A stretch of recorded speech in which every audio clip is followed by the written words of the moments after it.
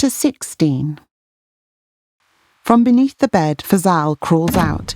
He cracks his neck, stiff at being stuck down there for a while. Hello, Mr. Jameson. Fazal taps the monitor. You're not done yet. He pulls out an ancient USB fob and inserts it into a slot on the monitor. Code springs up. He hits enter. Come on, Worm. Get turning. Data swirls across the screen, bleeding out like a waterfall onto the stand and then to the floor. Numbers flow up onto the bed and into Jameson's ears. The ECG bleeps. Jameson's eyes open. One more game, old boy? He looks at Fazal and smiles. Black. 17th of November, 2217, 6:38 a.m. Earlier. Interior, boardroom, day.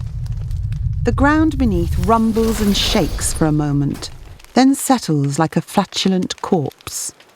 Let's put all of this in perspective, shall we? Alexandra Brontay reaches inside her dinner suit, producing a silver case.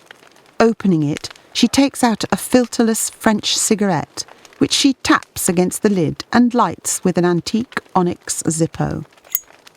Mannycapra addresses a board of one, his new vice president. The Bible states that the earth took 6 days to create. The good book took 2,000 years to write, and yet it still makes this claim. This is the best-selling, widest-read text of all time, and even to this day there are people who can't get enough of it. So, there has to be some truth in something so popular, hasn't there? Mannycapra smiles at his charge in her high Voc new look. Allow me to explain something to you, Alexandra. There is no truth. Truth is as man-made as the Titanic, and about as durable. Something will always ultimately shoot down what you perceive as truth, because we are imperfect, and the imperfect is incapable of perfection. Only the illusion of perfection. Mannycapra examines his fingernails. Guinness appears. Can't you see that I'm in the middle of saying something profound? Sir, it is a matter of the utmost urgency. The telephone will need to be used.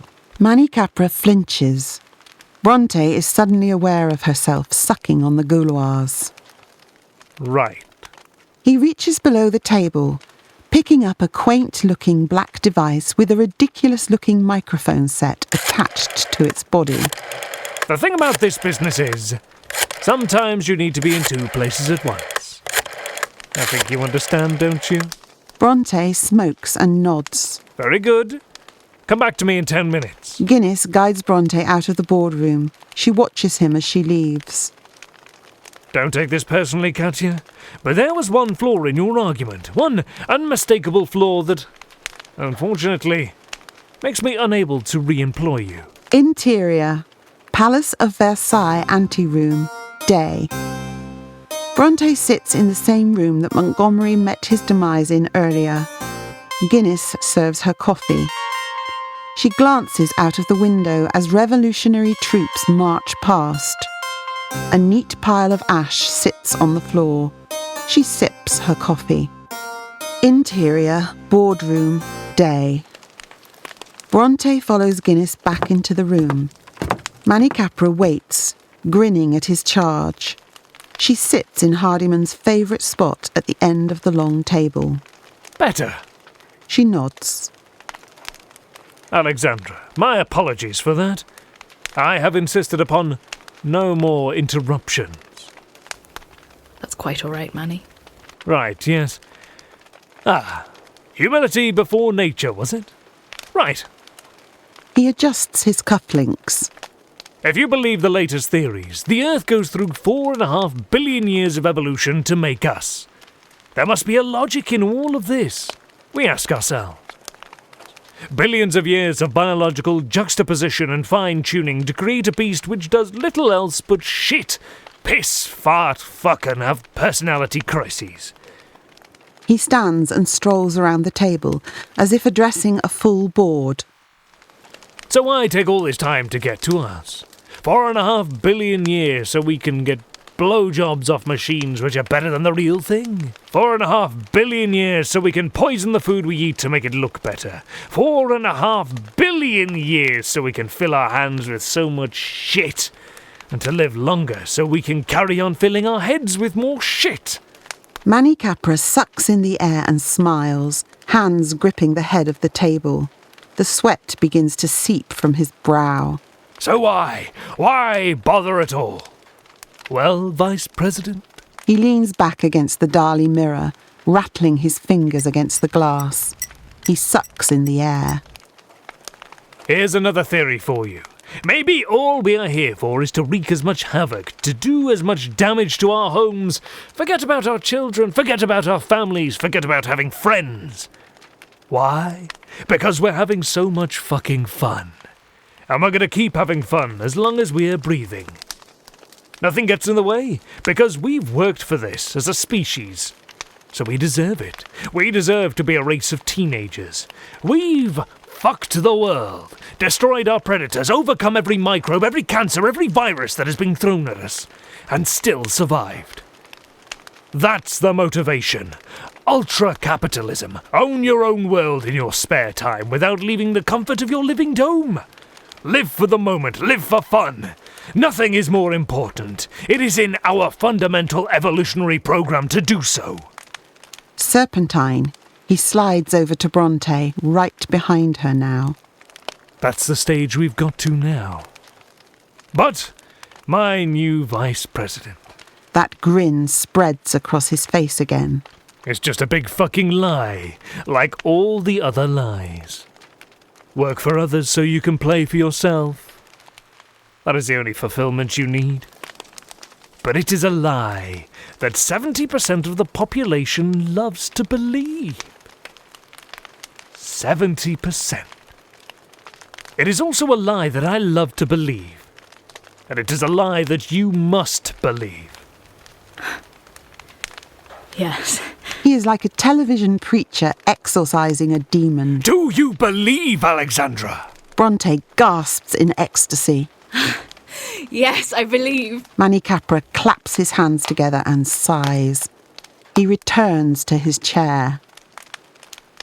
You see, every 80 million years or so, the Earth throws something up. Something just a little bit nasty, to destroy and clear most of the plant and animal life, so that something new and better can take up the space. Call it an asteroid, an atmospheric change, a gap in the food chain or a plague. Call it the human race, Alexandra. And the best thing about us is that nature designed us to find better, quicker ways of clearing away the unwanted life, and then self-destruct, all under our own steam. User-friendly waste disposal on Earth. So efficient we even put ourselves in the trash. Fuck you, nature! Fuck you, you clever fucky thingy! Brontay sees her reflection in his cobalt eyes, intense and playful at the same time, impossible to fathom. Oh yes. First thing we do is overpopulate, like in the last millennium. And the whole thing nearly goes up in smoke. This city was a few dud detonators and one dirty bomb away from oblivion. So the chosen few have another try, Alexandra. We delve into the textbook of nature to find that there's another way to get a kick out of life at the expense of other organisms, to never die. Somewhere back in that primordial ooze, the first bacteria reproduced by swapping their DNA. What a tremendous idea, thought man. Forget about making babies. I want to have my own life again, and again, and again, and again. And if we can do it, eventually, after all the moral crusaders and the naysayers themselves die out, we will do it. We have done it. Mannycapra pours cognac. Brontay gulps it down in one, savouring the warmth on her gullet. It tastes real. But that's still not good enough. Remember, we're doing the clearing work here, so we have to be efficient. So we go back and bend the rules again. We learn how to reproduce laterally. Cloning is a misleading way of putting it. It is not so much a copy of the body as an extension of the soul. Why have just one life to enjoy when you can have 10? It's obscene, and it's beautiful, Alexandra, and that is the way Mother Nature intended it to be. Otherwise, she wouldn't have given us a shot. Have some more. Again, Mannycapra paws. Again, Brontay listens to his snake charming. Someone else comes up with the ideas. We make those ideas happen. Truth or principles don't come into it. Because, like I say, they really mean nothing. Whatever they say. If anything can be done, it will be done. Then it is sold. And that, finally, is where we come in. That's just the way it is. You must know this before you take the final step and join me. Do you understand? Mannycapra stops pacing around and takes his seat at the head of the table. For a moment, something wavers in Brontay's resolve, like the faintest of lights flickering in the darkest of tunnels. It dies again. Now she is ready. Let's do this. The future is. Hail folk, hail vanity, hail you. More episodes soon. Subscribe.